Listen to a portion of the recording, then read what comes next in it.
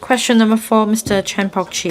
President, at present, there are over 1,000 aquaculture farmers in Hong Kong. Some members of the industry are concerned about how the government will promote the modernization of the aquaculture industry. In this connection, would the government inform this council, 1. of the overall number of people enrolling in, and 2. the actual number of people attending, and 3. the number of people successfully completing the training programs relating to smart fish culture organized by the government over the past 3 years. 2. of the number of aquaculture farmers granted approval under the Sustainable Fisheries Development Fund for acquiring modernized equipment, such as water quality monitoring and automated feeding systems over the past 3 years, of the number of such farmers operating in marine fish culture zones and pond fish culture zones respectively.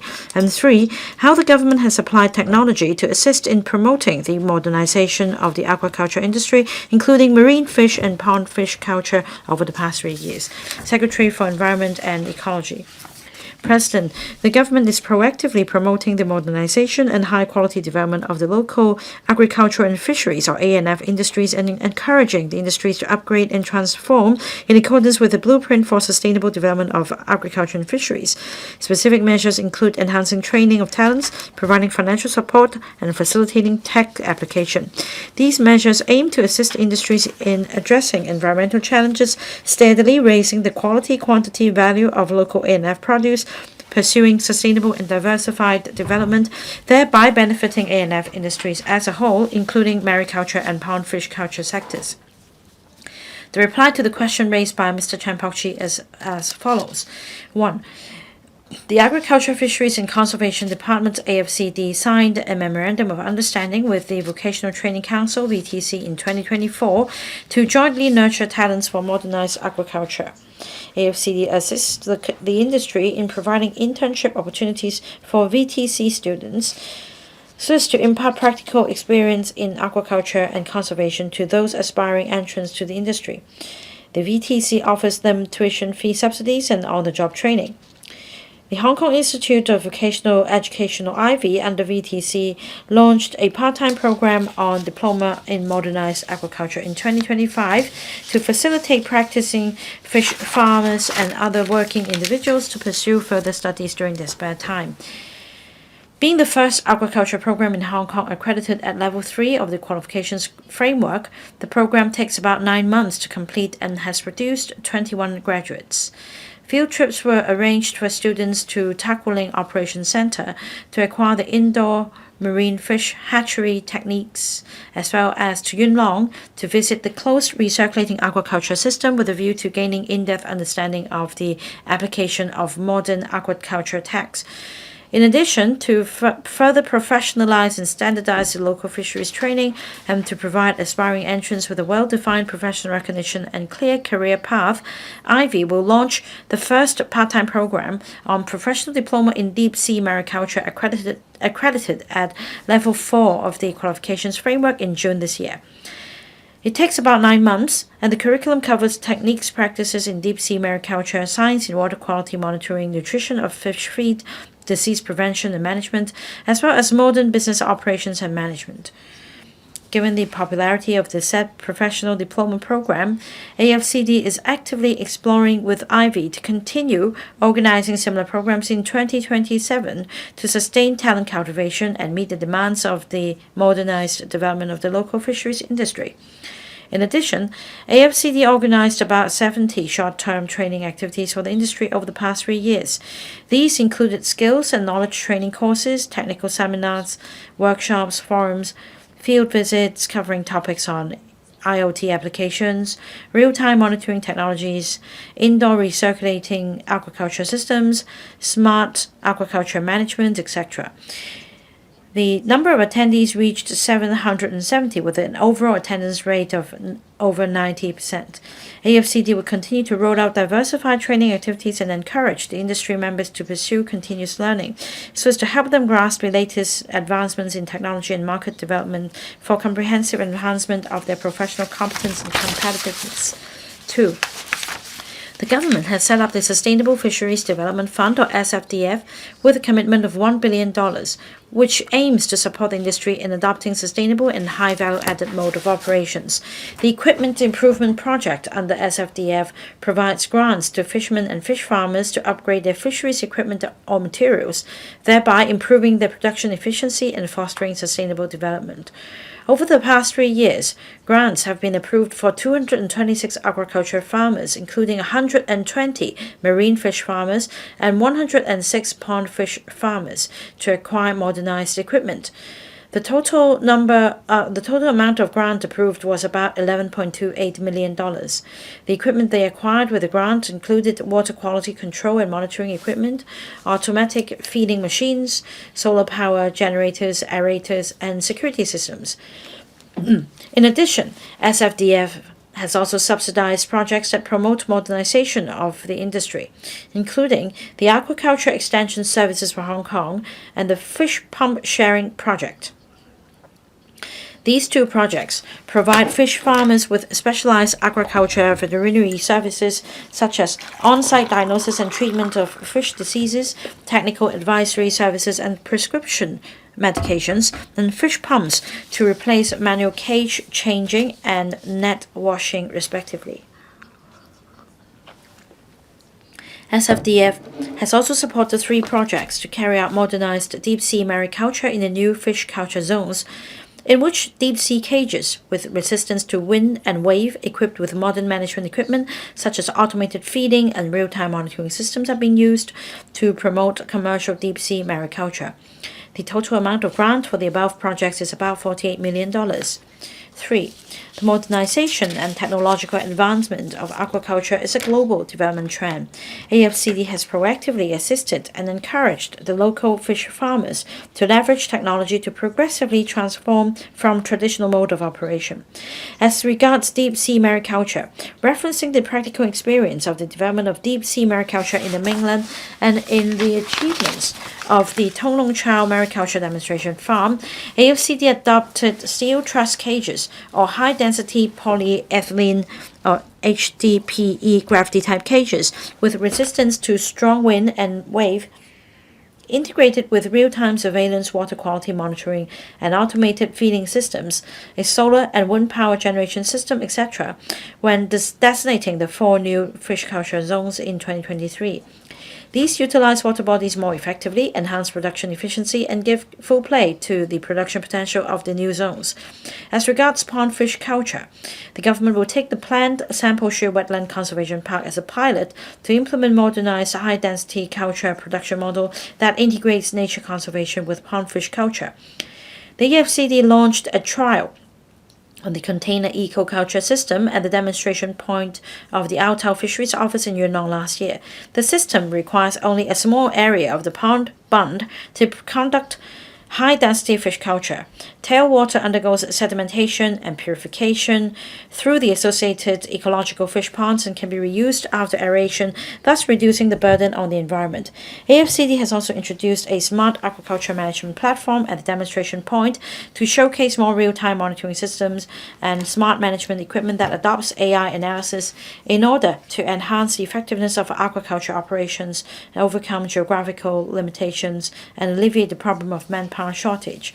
Besides, government plans to establish a fisheries research center in the northern metropolis to conduct research and experiments on modernized aquaculture, including projects on fry hatching, species selection, feed and nutrition management, disease prevention, health monitoring, etc. The center will also promote processing of aquatic products, build a platform for demonstration and promotion of tech, and establish a remote real-time monitoring platform.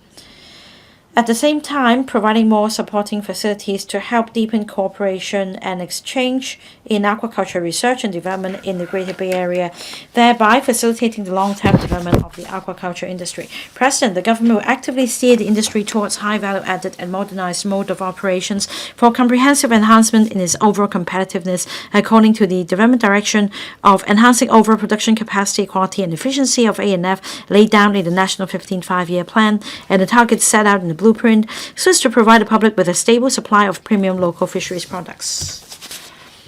Mr. Chan Pok-chi, President, I'd like to refer to the main reply of the administration. I see that the administration has made a very active effort in dovetailing with the National 15th Five-Year Plan, such as introducing modernized aquaculture facilities and increasing R&D activities in fry hatching. There will also be processing activities for local fisheries products. In last year's policy address, it has set a goal. In the coming 15 years, the local fisheries production will increase by 10 times to sustain the development of our industry. Now, in terms of species selection, fry hatching, and also promotion of these pilots on the whole, can the government tell us specific measures to support R&D activities? Now, in early years, the AFCD introduced the jade perch species from Australia for fry hatching experiment.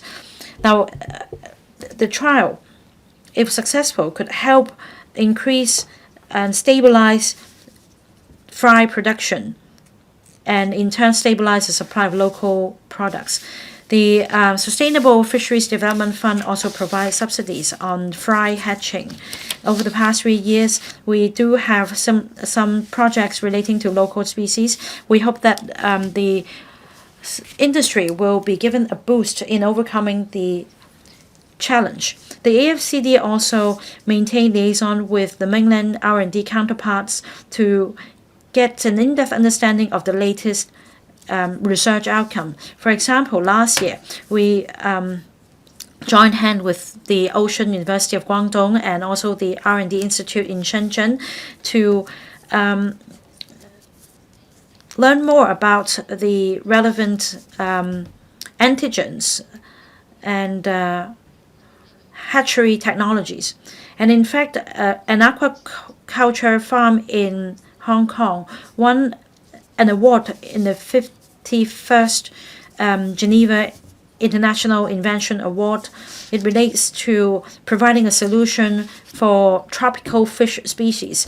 At the same time, there is also a special award and gold award under the IFIA in relation to the gene and species selection, as well as the transport of fries from Australia to Hong Kong and even Europe, which can help boost the survival rate. Now, we also have state-of-the-art recirculating system, which is eco-friendly, that provides a whole chain industrial operation. This will also support the R&D as well as actual operation of the industry. Mr. Lau Kaka. Thank you, President. When it comes to introducing equipment such as solar and wind-powered farms, we can help lower cost and reduce carbon emission. Now, would the administration please share with us how subsidies will be provided under the SFDF for the installation and procurement of such equipment? Secretary, in my reply, I refer to projects under which technologies such as installation of solar panels are promoted. And let me give you this example.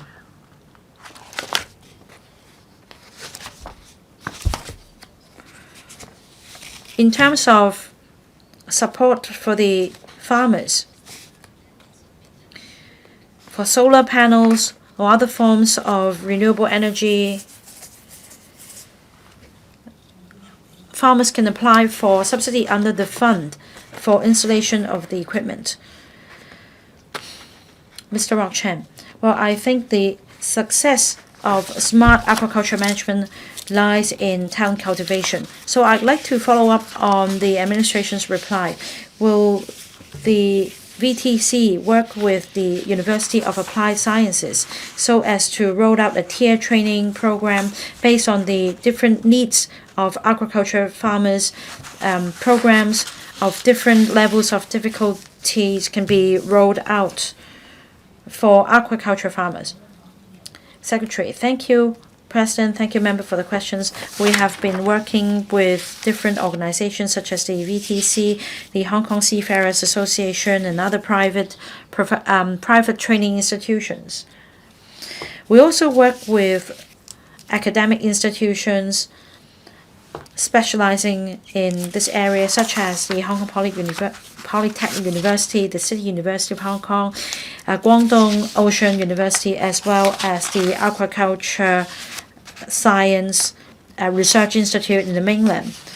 We also work with the relevant counterparts in Guangdong Province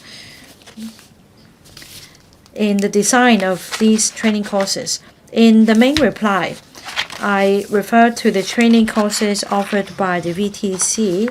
The member just now asked about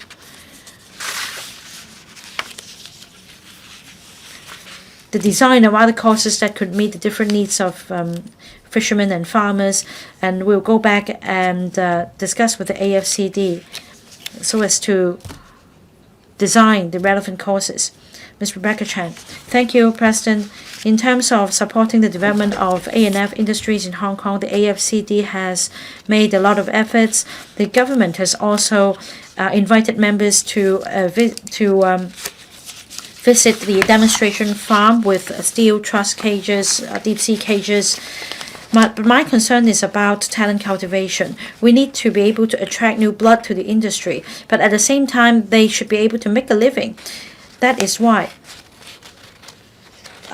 with increase in production, because of technological advancement,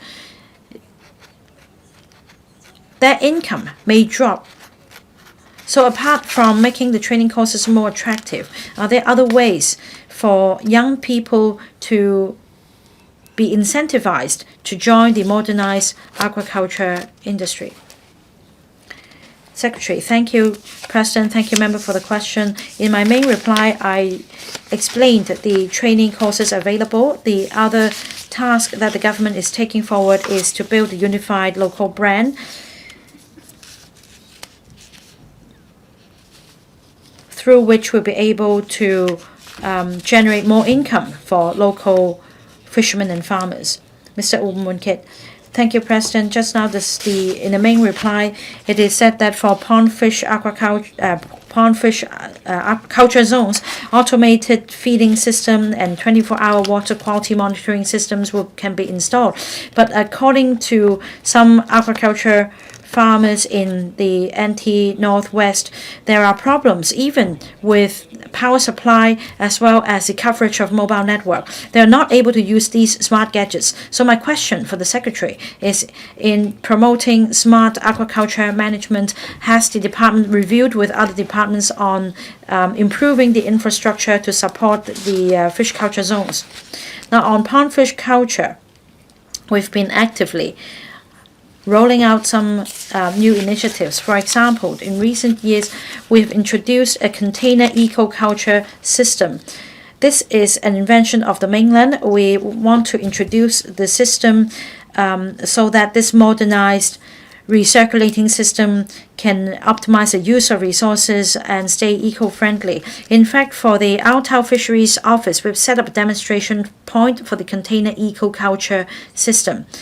Now, of course, it's equally important to work on the supporting infrastructure such as power supply, mobile signals, network, etc. And we'll continue to follow up on the matter. Question 5, Mr. Chan Pok-chi.